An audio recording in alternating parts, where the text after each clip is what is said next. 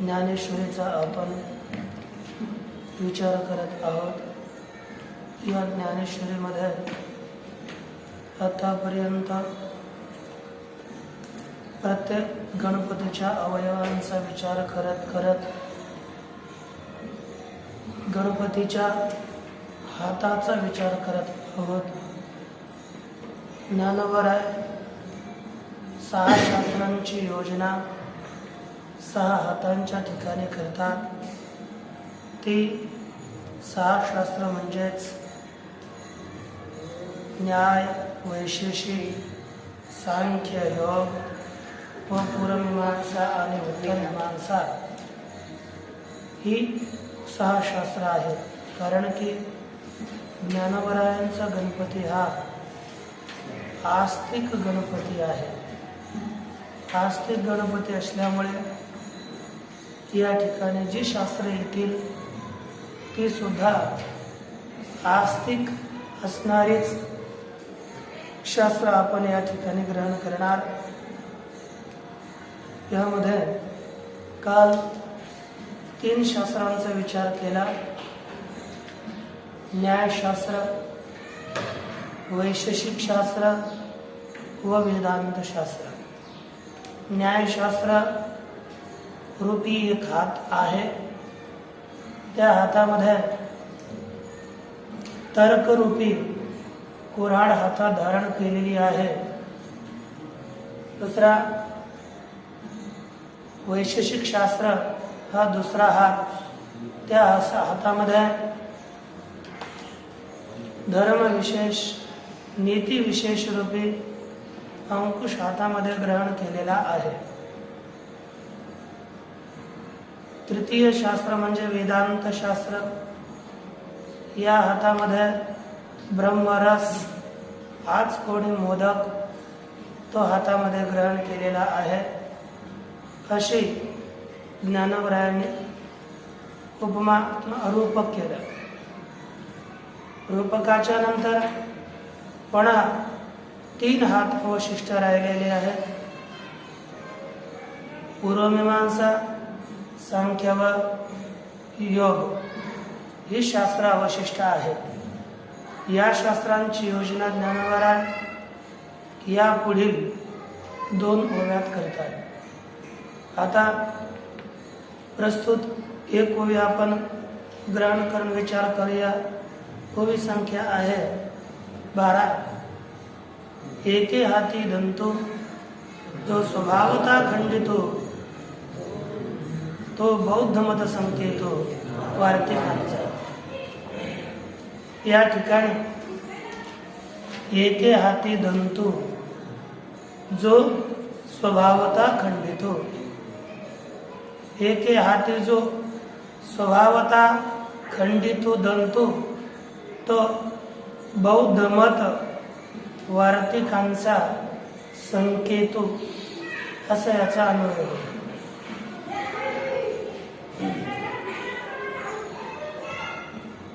एके हाती या दोन्ही ठिकाणी एके ही सप्तमीचं एकवचन आहे. हाती हे सुद्धा सप्तमीचं एकवचन आहे. नंतर जो स्वभावता खंडितो दंतो, जो खंडितो दंतो, हे सर्व एकवचन आहेत. स्वभावतः एक अव्यय आहे. इथे स्वभावाने तृतीय विभक्ती मानू शकतो. तो बौद्ध मत. सरळ सरळ अर्थ पाहिला तर एका हातामध्ये जो स्वभावतः मूळचाच खंडित तुकडा झालेला दात आहे, तुटलेला दात आहे, तो बौद्ध मत आहे. ते बौद्ध मत वार्तिकांचा संकेत आहे. ते बौद्ध मत याचा अर्थ आपण विचार करणार. परंतु हे कोणाचा संकेत आहे? वार्तिकांचा. म्हणजे वार्तिक कार जे कुमारिल भट्ट आहेत, त्या कुमारिल भट्टांचा संकेत आहे. म्हणजेच त्यांच्या हाताचा संकेत करतोय.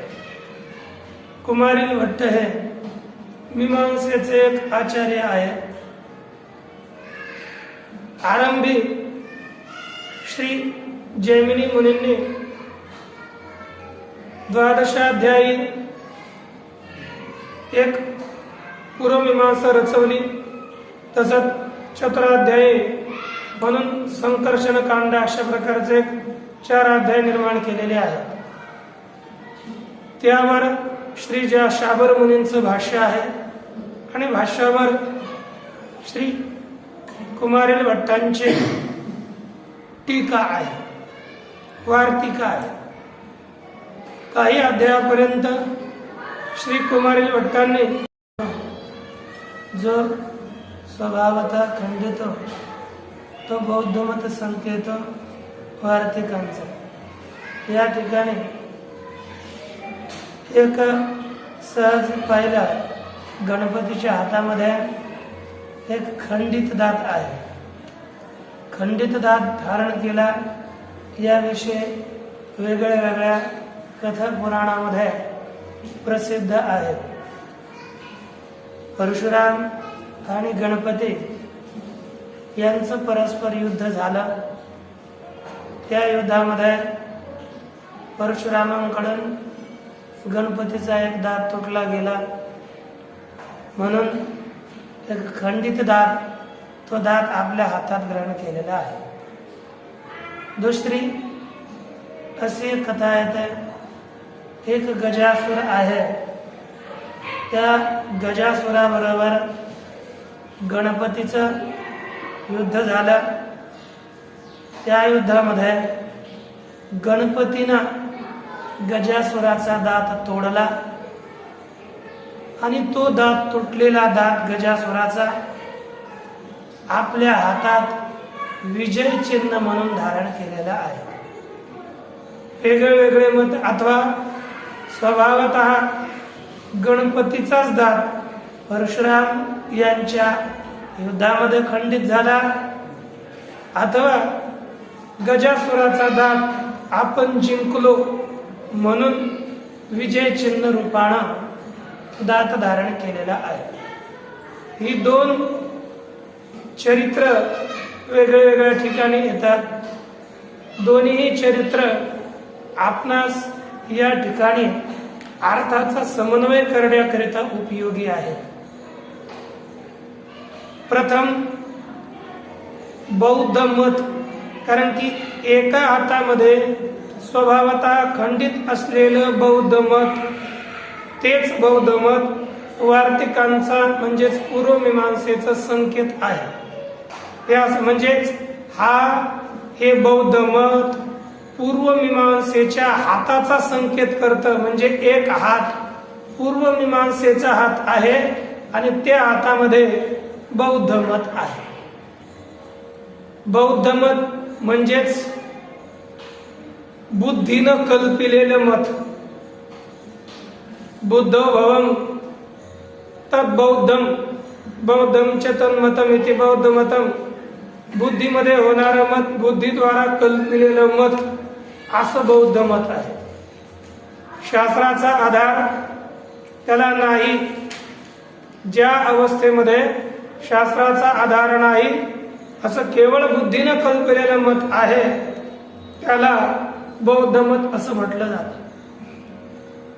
प्रथम कथा आपण पाहिली होती की गणपतीचा हात हा स्वभावतःच खंडित असतो.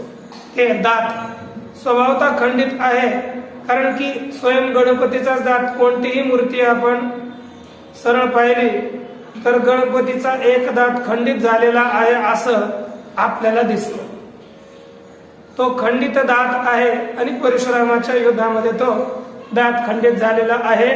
म्हणजे स्वभावतः जो खंडित झालेला दात एका हातात ग्रहण केला. या कथेला अनुसरून जर आपण विचार केला तर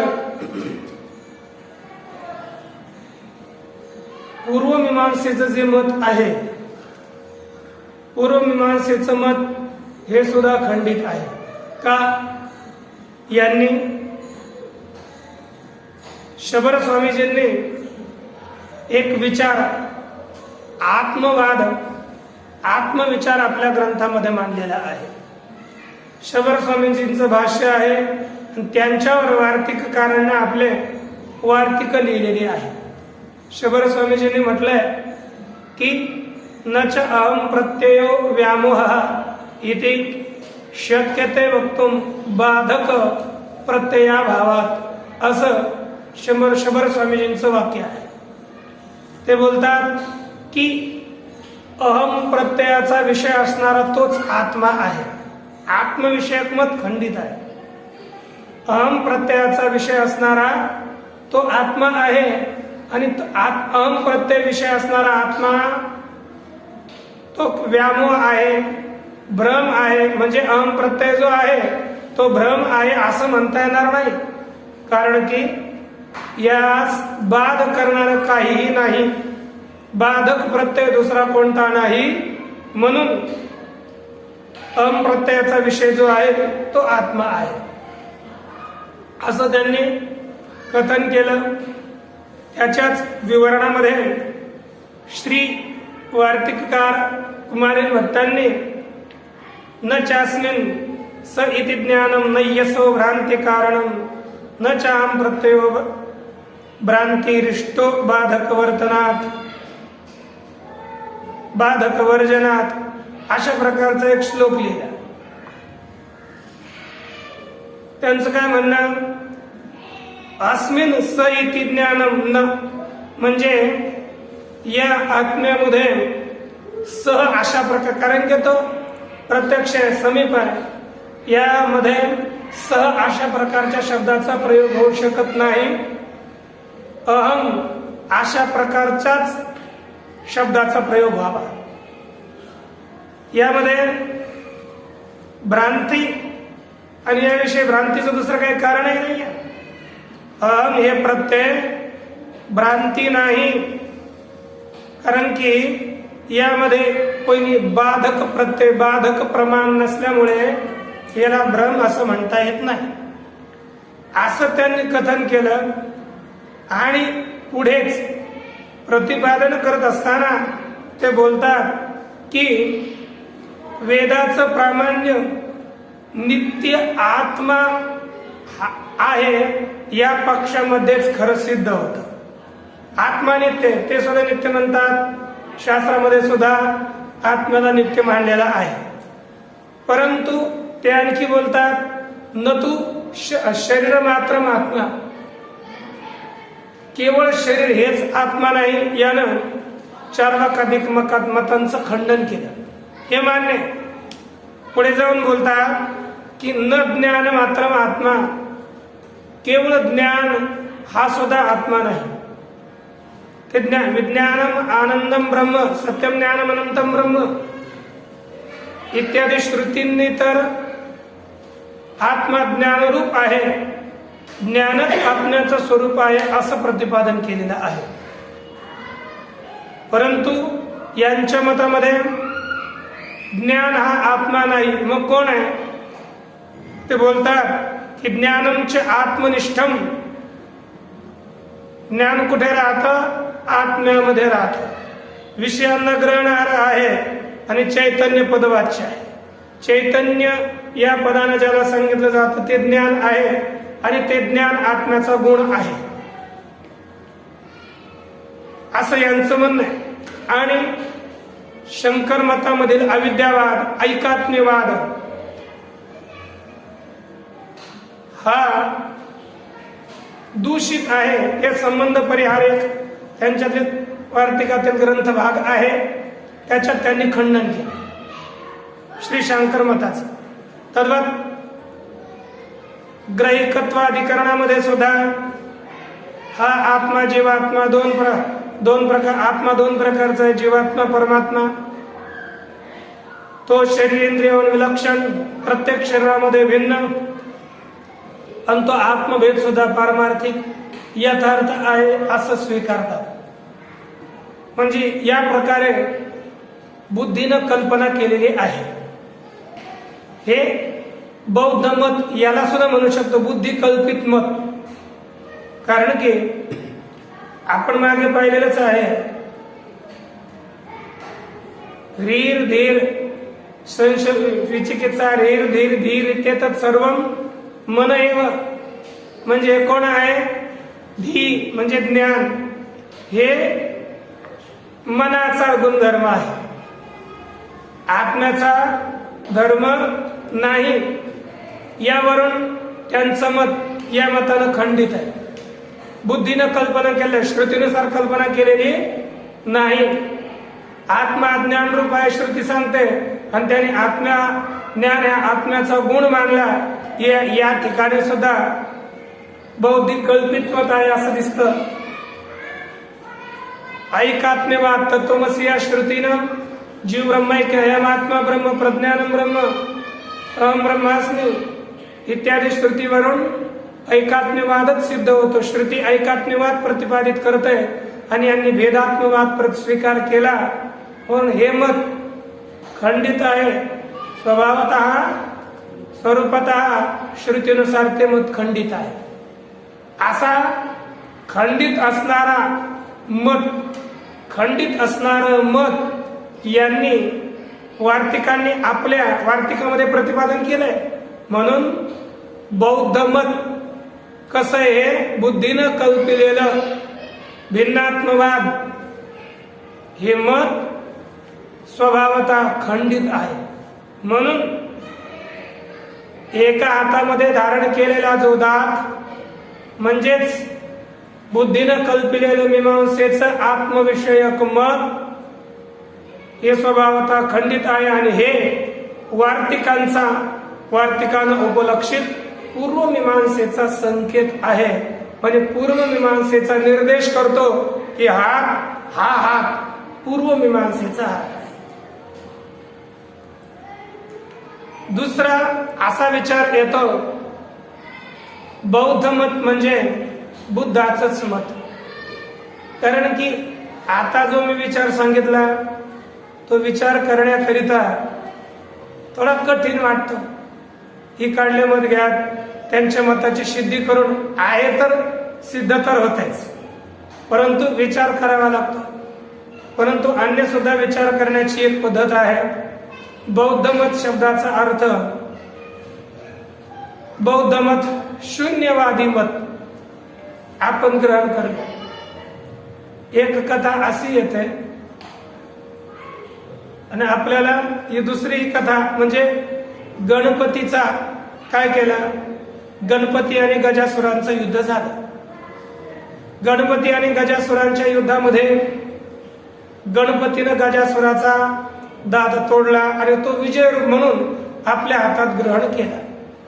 तसंच या ठिकाणी सुद्धा आपण विजय म्हणून बौद्ध मत हा खंडित स्वभावाचा खंडित असणारं बौद्ध मतच एका हातामध्ये ग्रहण केलं. कारण की त्यांचा जो शास्त्रार्थ झाला तो खंडित, कारण की पूर्वमीमांसेद्वारा बौद्धाचं फार खंडन केलेलं आहे. आपण विचाराच्या प्रसंगी एक कथा पाहतो. कुमारील भट्ट हे पूर्वी हे फार असतील, यांची शास्त्राविषयी वेदावर इतकी प्रगाढ श्रद्धा, फार श्रद्धा असायची. आणि जर कोणी बौद्धानं यांच्या मतांचं खंडन केलं तर त्यांना ते सहन होत नसत. म्हणून बौद्ध मताच्या खंडनाकरिता बौद्ध आचार्य त्यांच्याकडेच, कारण की त्या मताचं ज्ञान झाल्याशिवाय त्याचं खंडन करणं असंभव आहे. म्हणून हे बौद्धाचार्याकडे शिकण्याकरता गेले, बौद्ध मत शिकण्याकरता. प्रथम हे आपल्या मीमांसेमध्ये हे उत्तम कर्मकांडाचे आचार्य, पूर्वमीमांसेचे आचार्य उत्तम होतेच, परंतु बौद्ध मत खंडन करावं म्हणून बौद्ध गुरूंना आपलं गुरुरूपानं बौद्धाचे आचार्य म्हणून स्वीकार केले. आणि जेव्हा ते बौद्ध वेदाचं खंडन करायचे तर यांच्या नेत्रातून अश्रूंच्या धारा व्हायच्या. कारण की शास्त्रीय मताचं खंडन करतात पण इतकी प्रगाढ निष्ठा होती. नंतर त्यांच्याकडून पूर्ण बौद्ध मताचं शिक्षण झालं आणि पश्चात या कुमारील भट्टांनीच त्यांच्याकडे एक शास्त्रार्थाकरता आव्हान केलं. मी तुमच्याविषयी तुमच्या जे काही बौद्ध मत आहे त्याच्या खंडनाकरता मी उपस्थित आहे. मी तुमच्या पुढे शास्त्रार्थाला उपस्थित झालेला आहे. नंतर ही बुद्धी तर प्रगाढ होतीच. यांनी जे काही त्यांचे गुरुजी बौद्ध मताचे आचार्य, वेदाचे आचार्य नाही, बौद्ध मताचे आचार्य, त्यांच्याशी वाद केला, शास्त्र संवाद करून त्यांना परास्त केलं. बौद्ध मताचं खंडन केलं आणि बौद्ध मताचं खंडन ते आपल्या शास्त्रामध्ये सुद्धा ठिकठिकाणी प्रतिपादन केलेलं आहे. म्हणून बौद्ध मताचं जे काही वस्तुतः तो स्वभावतः खंडितच आहे, परंतु मी कुमारील भट्टांनी त्या मताचं आपल्या युक्तीनुसार खंडन केलं आणि विजय म्हणून आपल्या हातामध्ये बौद्ध मत, हे शून्यवादी बौद्ध मत हे धारण केलं. म्हणजे त्याच्यामध्ये त्याचं खंडन रूपानं प्रतिपादन केलं. जसं गणपतीनं गजासुराचा दात विजय म्हणून हातामध्ये धारण केला, तसंच आम्ही सुद्धा विजय म्हणून त्या वार्तिकांचा निर्देशक आहे, पण बौद्ध मत हे विजय म्हणून आपल्या हातामध्ये धारण केलं. आणि तो बौद्ध मत कोणाचा संकेत करतो? वार्तिकांचा संकेत करतो. म्हणजेच एक चौथा हात हा पूर्वमीमांसेचा हात आहे असं सिद्ध होतं. बौद्ध मत हे स्वभावतः खंडित आहे. याचा जर आपण विचार करू लागलो तर एक पंचदशीमध्ये एक वाक्य येतं, अनादृत्य श्रुती मोर्ख्यात इमे बौद्धास्तमस्विनः आपादिरे निरात्मत्वम अनुमानैक चक्षुषा. केवळ कारण की हे केवळ अनुमानाला मानणारे आहेत. अनुमान हेच ज्यांच्या चक्षु आहे असे पुरुष मूर्खतेमुळे श्रुतीचा अनादर करून हे निरात्मत्वास प्राप्त झाले. सर्वं शून्यम शून्यम या सिद्धांताचा आश्रय यांनी केलेला आहे. असा यांनी आश्रय केला. हे स्वभावतः खंडित आहे, कारण की यांचं मत प्रमाणानुसार विचार केला तर ते सिद्धच होत नाही.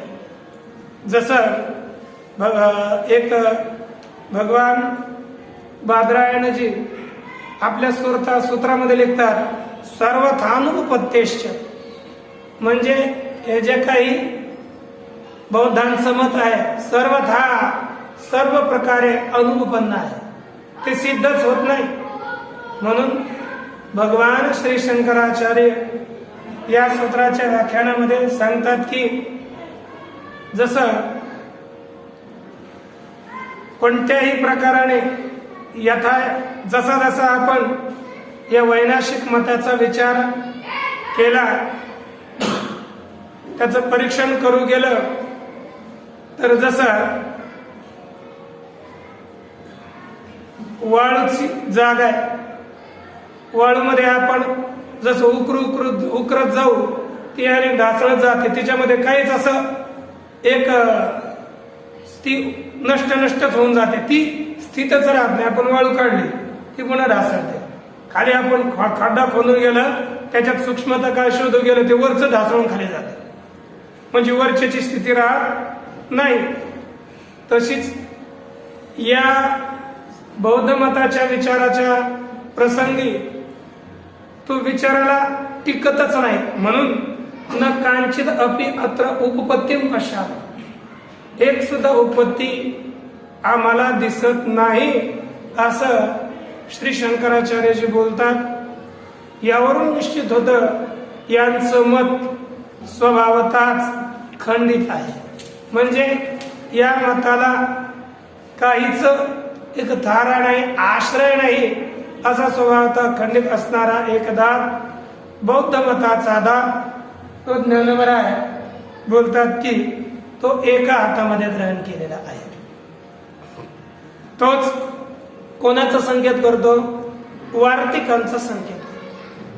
वार्तिक आपल्याला माहितच आहे, जी काही मूळ सूत्र असतात, मूळ सूत्रावर भाष्याधिक होतं आणि भाष्यावरती वार्तिक लिहिली गेलेली आहे. कारण की जी काही टीका इत्यादी आहेत त्यांच्यामध्ये काही अर्थ सांगितलेले आहेत, काही सांगितलेले नाही. त्याच्यामध्ये तो दुरुस्त करून कशाची पूर्ती करणं, जास्त सांगितलं असेल तर कमी करणं, हे वार्तिकांचं काम राहतं. म्हणून वार्तिकाची व्याख्या केलेली आहे, उक्तानुक्त दुरुक्तानां चिंता यत्र प्रवर्तते तम ग्रंथम वार्तिकम प्राहुः वार्तिकज्ञ मनीषिणः. जे वार्तिकास जाणणारे मनीषी आहेत, विद्वान पुरुष आहेत, हे काय बोलतात, उक्तानुक्त दुरुक्तानां.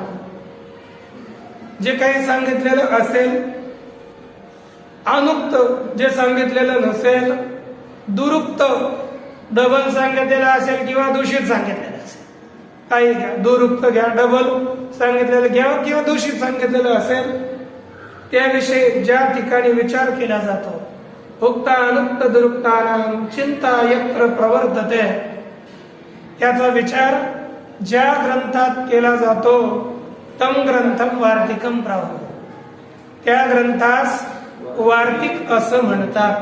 कोण? वार्तिकज्ञ, विचक्षण, मनीषण, वेगवेगळे शब्द प्रयोग. विद्वान लोक त्यासच वार्तिक असं म्हणतात. ही वार्तिका कुमारील भट्टाचार्यांनी लिहिलेली आहे. त्यांचंच उपलक्षण या ठिकाणी सांगितलं. आपण पाहिलं बौद्धांची 4 शिष्य आहेत. त्या 4 शिष्यापैकी सौत्रांतिक, वैभाषिक, माध्यमिक, योगाचार याशी मत आहेत की नाही?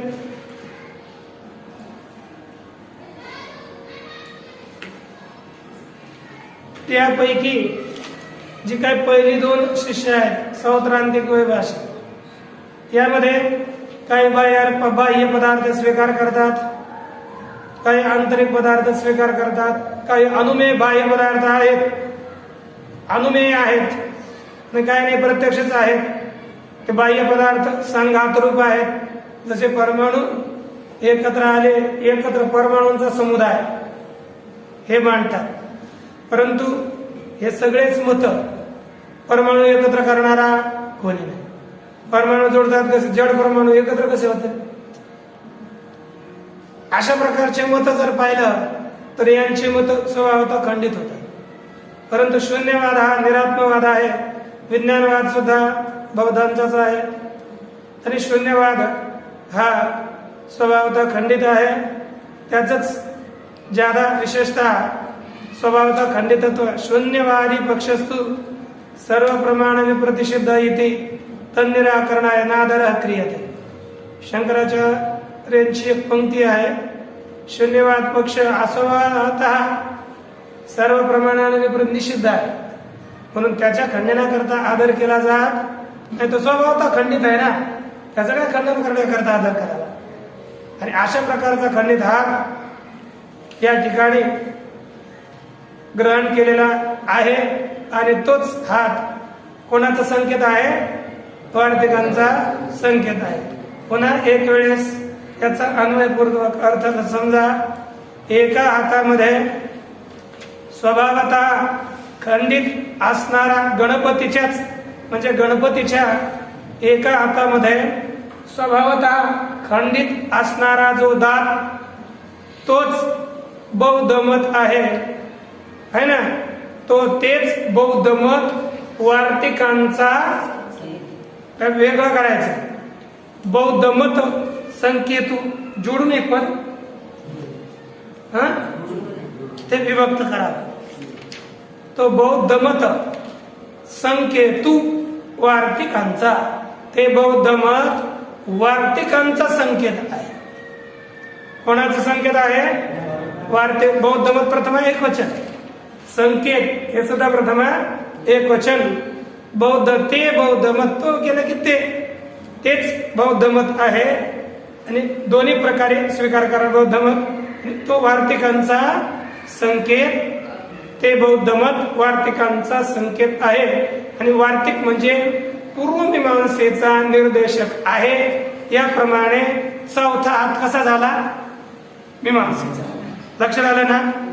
आता पुढे पहा. यानंतर राहिले 2 हात. सांख्य हा सांख्याचा एक पक्ष आणि योगाचा पक्ष. यानंतर प्रतिपादन करतात, मग सहजे सत्कार वादू तो पद्म करू वरदू धर्म प्रतिष्ठा तो सिद्धू अभय हस्तू. मग सहजे सत्कार वादू, मग म्हणजे या पूर्व मीमांसा रूपी हाताचं प्रतिपादन केल्यानंतर अथवा मग यानं खंडित बौद्ध मताचं पद प्रतिपादन केल्यानंतर सहजे, सहजच, स्वाभाविकच, सहजपणाने सत्कारवादू, कोणता वाद येतो? सत्कार्यवाद. म्हणजे असत्कार्यवादाचं खंडन केलं. सगळं जगत शून्यम शून्यम आहे ना, याचं खंडन केलं की नाही? सगळं जगत शून्य आहे म्हणजेच आत्मा शून्य, सर्वच. त्याचं खंडन झाल्यानंतर सहजच नंतर कोणता वाद येणार? सत्कार्य, सत्पदार्थाचा वाद येणार ना. मग सहज प्राप्त झालेला जो सत्कार्यवाद आहे तो पद्म करू वरदू. तो पाहता, मग सहजे सत्कारवादू तो वरदू पद्म करू धर्म प्रतिष्ठा तो सिद्धू अभय हस्तू. हा अन्वय, याचा अन्वयानुसार अर्थही पण अन्वय लिहितो. मग पहिलंच पद आहे म्हणजे नंतर, बौद्ध मत खंडना नंतर त्याचं खंडन झालं तर मग काय येणार? सहज, सहज प्राप्त असणारा सत्कारवाद. सत्कारवाद म्हणजे सत्कार्यवाद. कार भावार्थामध्ये घाय प्रयत्न केला, कर्ण क्रियते, कर्मार्थामध्ये करा, क्रियते ती कार, कार्य, कारण सत्कार म्हणजे सत्कार्य, तो वाद. सत्कारवाद म्हणजे सत्कार्यवाद.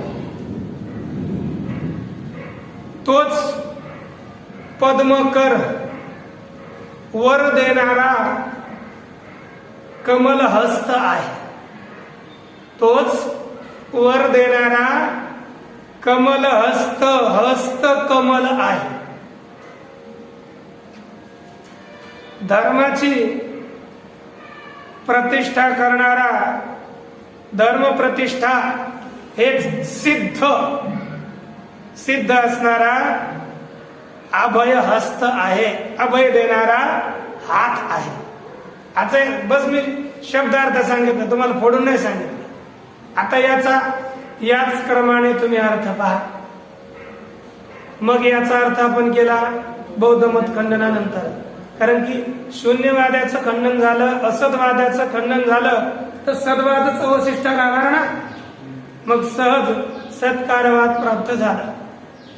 सत्कारवाद हा सांख्य मतामध्ये स्वीकार केलेला आहे. सत्कारवाद म्हणजेच सांख्य मताचा वाद. इथे सत शब्दाचा अर्थ सत्तत्व सुद्धा कोणी घेतात. सत्तत्व त्याचा विवेक करणारा वाद. मग सत्तत्व, सत्तत्व चा म्हणजेच तत्व काय, अतत्व काय, प्रकृती पुरुष काय, याचं विवेचन करणारा वाद. सत शब्दाचा तत्वार्थ घेऊन तत्वकारवाद असा अर्थ होतो ना. म्हणजे तत्वाचं विवेचन करणारा वाद, प्रकृती पुरुषाचा विवेक करणारा वाद, असा सुद्धा एक अर्थ घेतात. एक आहे सत म्हणजे सत्कार्यवाद. दोन्ही प्रकारचे अर्थ सत्कारवाद शब्दाचे ग्रहण केले जातात. यापैकी सत्कारवाद म्हणजे सत्कार्यवाद हा पूर्वमीमांसेत सिद्ध केलेला ते सांख्य मतामध्ये सिद्ध केलेला आहे. म्हणजे यांचं तात्पर्य काय? कार्य हे उत्पत्तीनंतर जसं सत असतं तसंच उत्पत्तीच्या पूर्वी सुद्धा कारणामध्ये कार्य सतच असतं. द्वार कारणामध्ये कार्याचे हे वास्तविक अस्तित्व स्वीकारतात. जसं मृत्तिकेमध्ये घट पूर्वीचाच आहे, तोच घट नंतर कुंभाराच्या क्रियेनं अभिव्यक्त होतो. मृत्तिकेमध्ये घट आहेच, जर मृत्तिकेमध्ये घट नाही तर बाहेर आला कसा? आला कसा? मग कोणी काय म्हणेल, महाराज मृत्तिका मध्ये घट पाहिलाच आहे, मग घटानं जसं पाणी आणलं जातं तसं मृत्तिका घेऊन जा आणि पाणी घेऊन यावं. म्हणून कार्य आणि कारणात भेदच मानावा. कारणात कार्य नाही असंच म्हटलं पाहिजे, हे पूर्व पक्ष असे म्हणणारे म्हणतात. सिद्धांती रूपानं हे उत्तर देतात महाराज, कारण की कारणामध्ये घट आहे परंतु तो अनभिव्यक्त आहे. अनभिव्यक्त पदार्थापासून कोणतंही कार्य होत नाही हे आम्हाला मान्य आहे. तिथे घट नाही असं नाही, आहेच, परंतु तोच अभिव्यक्त होतो. जसं झोपायचं ना, जसं एक आपण घेतली बी आहे, बियामध्ये बीजामध्ये जर वृक्ष नसता तर बाहेर आला असता का? म्हणजे बीजामध्ये वृक्ष आहे. बर, एक बौद्ध मताचं जसं एक सूत्र येतं, नामुपमृद्य प्रादुर्भावात, उपमर्दन केल्याशिवाय पदार्थाची उत्पत्तीच होत नाही. ते काय म्हणतात, बीजापासून होत आहे मान्य आहे, परंतु बीज फुटल्याशिवाय वृक्ष उत्पन्न होतच नाही. म्हणजे पहिला अभाव व्हावा, नंतर वृक्षाची उत्पत्ती होते. परंतु खरं पाहिलं तर अभावापासून भावाची उत्पत्ती झाली असती तर गेहूच्या बीजामध्ये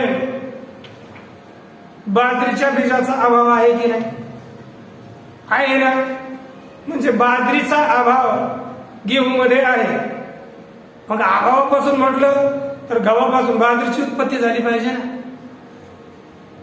बाजरीपासून गव्हाची उत्पत्ती झाली पाहिजे, कारण की कार्य जिथे नसतं, जिथे कार्याचा अभाव आहे तिथून कारणात कार्याचा अभाव आहे, अभावापासून भावाची उत्पत्ती होते म्हटलं तर मग कोणापासून कोणाची उत्पत्ती झाली पाहिजे, परंतु तशी उत्पत्ती होत नाही. म्हणून कार्याचं कारणामध्ये अस्तित्व मानलंच पाहिजे.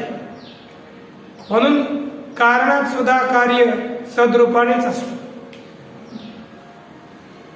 त्याच्याकरिता एक सांख्य तत्व कौमुदीमधील सगळ्यात विस्तीर्ण एक कारिका येते, 9वी कारिका आहे.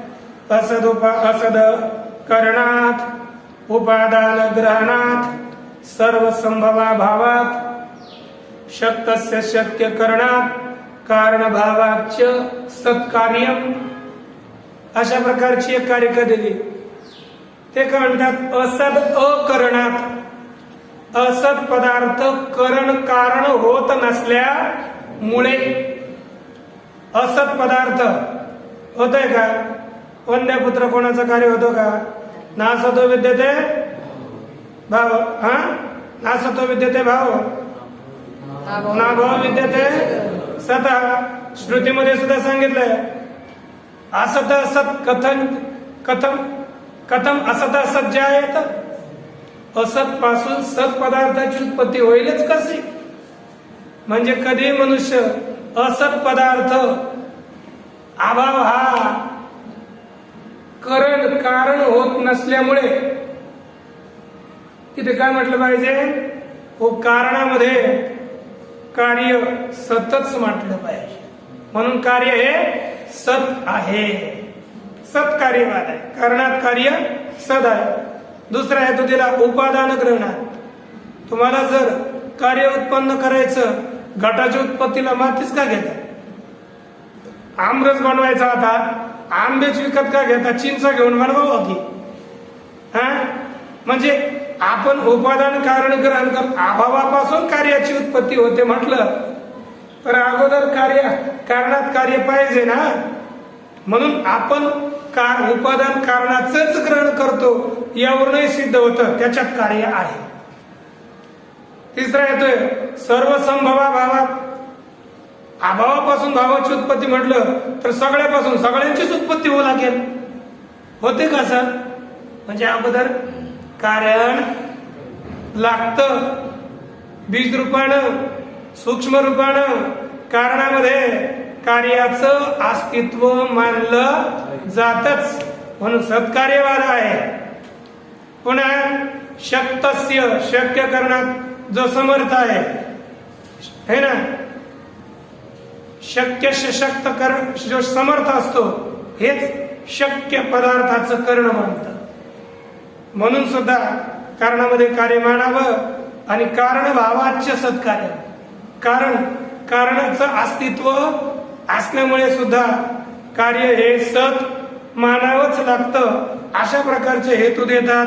तसंच स्तोत्रामध्ये सुद्धा नासत उत्पादो म्हणजे असत पदार्थाची उत्पत्ती होत नाही.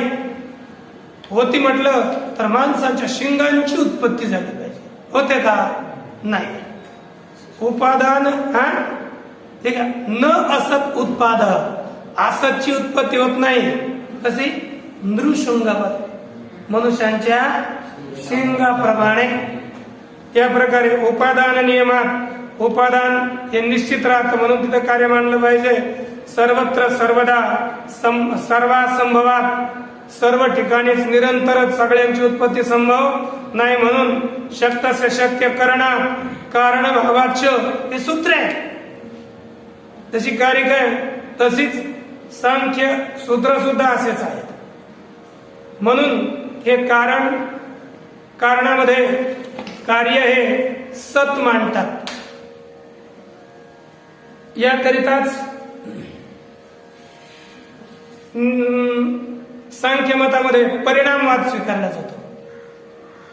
कारण परिणाम होतो बस, कारण हे कार्यरूपानं परिणत होतं एवढंच आहे. म्हणून कारण हे सतच आहे असं सांख्य मत आहे. आणि तो सत्कारवादच पद्म करू वरदू वर देणारा पद्मकर आहे. आता वर देणारा हा हात आहे पद्मकर, आणि वर देणं हे असंभव आहे. वर देण्याकरिता हात कसा असावा? वरदानाची मुद्रा असावी. हातात कमल असेल तर वर कसे देणार हात? म्हणून पद्म आहे, कमल आहे हातामध्ये ज्याच्या, असा अर्थ घेता येणार नाही. मग पद्मंच तत्करा पद्म इव करा इति पद्म करा. कमळाप्रमाणे हात आहे ज्याचा, म्हणजे कमळाप्रमाणे लाल बुंद हात आहे, परंतु आयुध रूपाने काय आहे? आशीर्वाद. ही मुद्रा, आशीर्वाद देण्याची मुद्रा हीच हातात आहे असं आपल्याला ग्रहण करावं लागेल. नाहीतर वर देणारा हात असावा आणि हातात कमळे असावं, दोन क्रिया एका हातामध्ये संभवत नाहीत. म्हणून पद्म करू थोडा अर्थ वेगळा होतोय बरं का. पद्म करू म्हणजे हा हात कसा आहे? कमलाप्रमाणे हात आहे, तो वर देणारा आहे. कमलाप्रमाणे असणारा हात तोच वर देणारा हात आहे. म्हणून सांख्यवद हे एक प्रकारचा वरदान देत आहे. या कार्यामध्ये कारणाचं अस्तित्व स्वीकार करणं, शून्यवादाचं खंडन देऊन एक प्रकारचं वरदान दिलं, सत्कार्यवाद स्वीकार केला. सत कार्यवाद, कारणामध्ये कार्य सत आहे असं स्वीकार केलं. हाच सांख्यांचा पाचवा हात आहे. सहावा आहे धर्म प्रतिष्ठातो सिद्धू अभय हस्तो. आणि शेवटचा हात योग हस्त आहे. तर योगाची या ठिकाणी आपण समन्वय योगाचा कसा करणार? धर्म प्रतिष्ठा म्हणजे सिद्ध असणारी जी धर्म प्रतिष्ठा, तो अभय देणारा हात आहे. धर्म हा एक शब्द आहे. धरती इति धर्म, सगळ्यांना धारण करतो. आत्मा हे सगळ्यांचं धारण करतो की नाही, म्हणून धरती इति धरः आत्मा. धरती इति धर्म आत्मा आपण कर धरती इति धरः स धरः है ना. ज्ञायते बोध्यते यत्र स धर्मासे होतं, परंतु धरती इति धर्म, जो धारण करतो त्याला म्हणतात धर्म. धर्म म्हणजेच आत्मा है ना. दृष्टा धर्म, धर्मे प्रतिष्ठा इति धर्म प्रतिष्ठा. धर्मामध्ये स्थिती होणं, प्रतिष्ठा होणं, त्यालाच धर्म प्रतिष्ठा म्हणतात. एक योग सूत्रातील सूत्र येतं, तदा द्रष्टु स्वरूपे व स्थानम. तेव्हा द्रष्ट्याच्या जेव्हा सर्व वृत्तींचा निरोध होतो तेव्हाच दृष्ट्याची स्वस्वरूपामध्ये स्थिती होते. धर्म म्हणजे स्वस्वरूप, आत्मा, प्रतिष्ठा म्हणजे स्थिती. आपल्या स्वरूपामध्ये स्थित होणं हेच धर्म प्रतिष्ठा आहे. योग मतामध्ये समाधी मानली जाते. संप्रज्ञात समाधी असेल, असंप्रज्ञात समाधी असेल. संप्रज्ञात समाधीमध्ये ज्ञाता, ज्ञेय आणि ज्ञान अशा प्रकारची त्रिपुटी राहते. बाकींच्या सर्व वृत्तींचा निरोध झालेला असला तरी सुद्धा ही त्रिपुटी अवशिष्ट राहते. आणि असंप्रज्ञात समाधीमध्ये या त्रिपुटीचा सुद्धा बाध होतो. म्हणजे स्वस्वरूपामध्ये धर्मामध्ये, आत्मस्वरूपामध्ये काय होते, स्थिती होते. आणि आत्मस्वरूपामध्ये स्थिती होणं म्हणजेच असंप्रज्ञात समाधी. असंप्रज्ञात समाधी हा मुख्य सिद्धांत आहे त्यांचा. या प्राप्तीकरताच सर्व प्रयास असतो. धर्मामध्ये, स्वरूपामध्ये प्रतिष्ठा होणं तोच सिद्ध, तोच असणारा सिद्ध अभय देणारा हात आहे. आणि जेव्हा मनुष्याचे स्वस्वरूपामध्ये स्थिती होते तेव्हाच खरं द्वितीयाद्वय भयं भवति. आणि द्वैतात भय राहतं. स्वस्वरूपामध्ये स्थित राहिल्यानंतर द्वैताची निवृत्ती होते आणि तेव्हाच खरं मनुष्याला अभय देतो, अभय प्राप्त होतं. म्हणून योगाचा हा अभय हस्त आहे. असंप्रज्ञात समाधी रूपी धर्माची प्रतिष्ठा तो सिद्ध असणारा अभयरूपी हात आहे. यावरून 6वा हात म्हणजेच योग मत, त्या हातातील आयुध म्हणजेच धर्म प्रतिष्ठा. या प्रकारे आपण श्री ज्ञानोबरायांच्या गणपतीच्या हस्तांचा विचार करण्याचा प्रयास केला. म्हणजे वेगळे वेगळे प्रत्येकांचे वेगळे वेगळे मत आहेत, परंतु आपल्याला जसा विचार चांगला वाटला असा विचार करण्याचा प्रयास केला. बाकी अवशिष्ट असणारा विचार आपण उद्या बघूया. ओम पूर्णमदः पूर्णमिदं पूर्णात् पूर्णमुदच्यते पूर्णस्य पूर्णमादाय पूर्णमेवावशिष्यते.